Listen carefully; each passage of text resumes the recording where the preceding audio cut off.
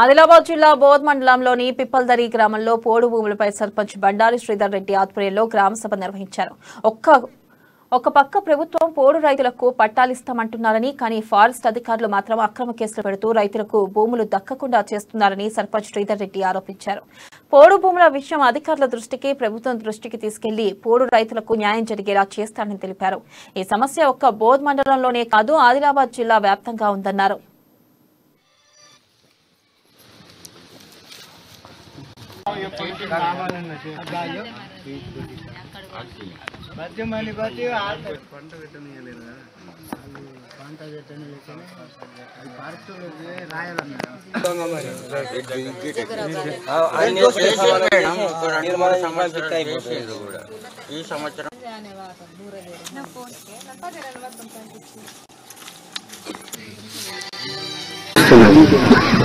ఇప్పుడు నాటు పొజిషన్ అంటే మా పరిస్థితి ఏంటి?